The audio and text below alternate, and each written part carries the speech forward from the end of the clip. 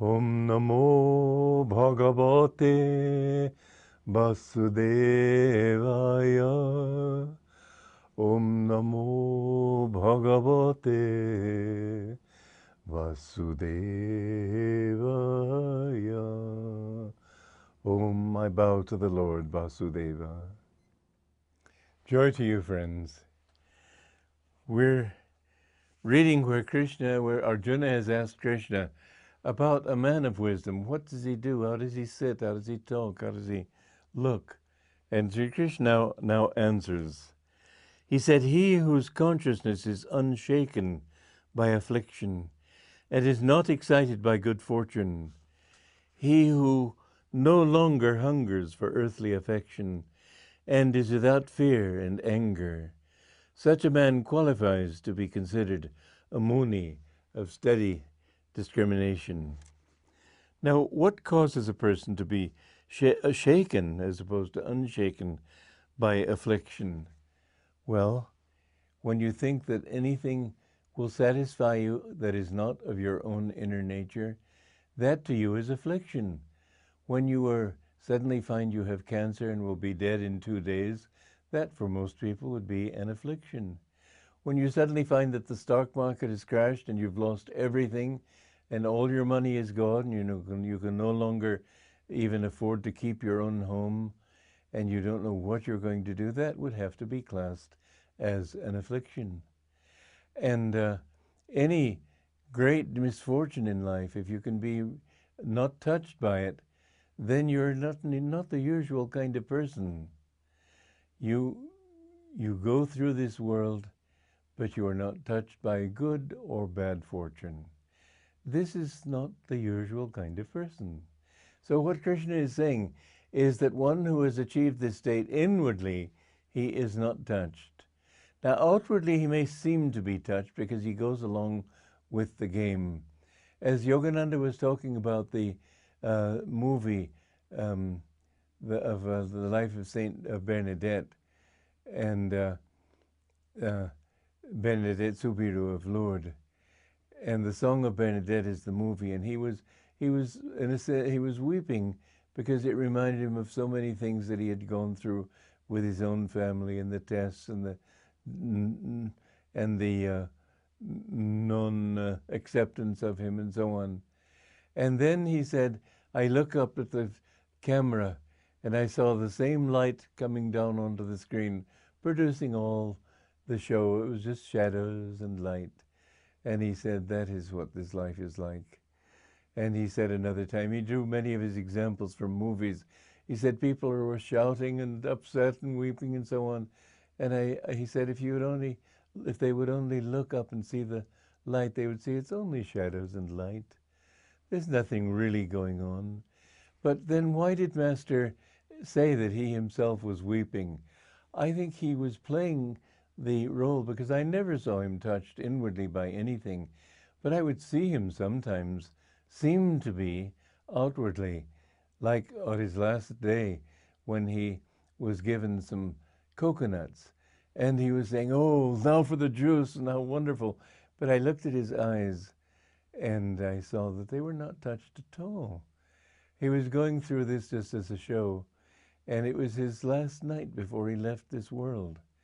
He said he saw me, and with my sort of questioning expression, he became more serious then, and he went to the lift to go upstairs, and he said, I have a big day today, tomorrow. Wish me luck. It was the next day he left this body.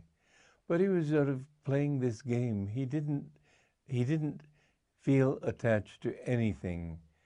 And that was how he was able to create such very great things in this world, in this life. But for example, when one man betrayed him and took away all his money and nearly destroyed his work, and he was lamenting, my best friend has betrayed me, and you would have thought that it was something completely unexpected. But years earlier, a friend of ours went to India and talked to a boyhood friend of his, Tulsi Bose. And Tulsi Bose told this woman that Even as boys, he said, someday this man will betray me and marry a white woman. It happened just as he had seen, but he knew it would happen. I think it's sometimes sort of like when you know the whole show and you've seen the movie, you know what's coming, but you'd rather not. You'd rather pretend you hadn't seen it because it's more interesting. So an avatar, unlike a saint who has to be very careful about what he does because he's got to protect his attunement, an avatar doesn't have to protect his attunement. An avatar is a divine incarnation, one who is completely free and comes back into this world. And so Jesus could weep on the cross and Jesus could weep for Jerusalem and so on, but he wasn't really touched inside. None of them, none of the great masters are ever touched. But they can go through the show of it because if they didn't, they wouldn't seem human. People wouldn't relate to them. But they don't have the same need to protect themselves from the falling into a wrong attitude or something because they're completely beyond that. It's a show with them. But this is what I saw in Master, that going through the show, sometimes reacting with joy or sorrow or something, I'd look into his eyes. It was as if there was nobody home. There was the infinite consciousness. I never saw him touched. And that was the extraordinary thing about him. So it is that you have no desire for love. You have no desire for people to love you. And one reason you don't is because you're too busy loving other people. You don't think how they respond. You think in terms of what you can give. How do you overcome that desire? By loving others and by loving them all equally. This desire for personal love and for reassurance and understanding and so on, this is normal for human being. Most people want to be loved, but finally they understand that love is something independent of something given to the ego, so that they can love even when people are harsh to them, even when people are unkind, even when people persecute them. They may respond appropriately in an outward way, but inwardly they can't help loving because they see that everybody wants that same bliss. Some people are far from deserving it so far. Some people may be criminal and very hard-hearted. And yet underneath it all there is this soul struggling for self-expression. So you don't need love from anyone. You need it from God, and he needs it from you. That's enough. The one thing God doesn't have is your love. The one thing he hungers for is your love. And so he's affected by neither affection, and he feels no anger and no fear. Fear you feel when you are afraid that you won't get or won't be able to keep something that is precious to you.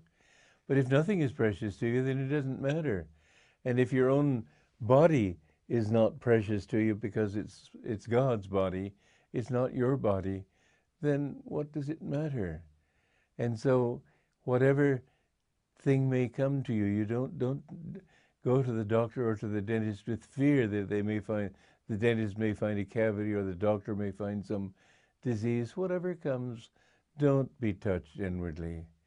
And I have been so happy to see that our members in our Ananda community are more and more where they have that kind of consciousness that nothing touches them. If they have cancer, fine. Their attitude is positive, as a result of which they usually become cured. And so the teaching here is a man with such qualities is considered a muni of steady discrimination. When you are untouched by anything, then you are a muni of steady discrimination. Joy to you.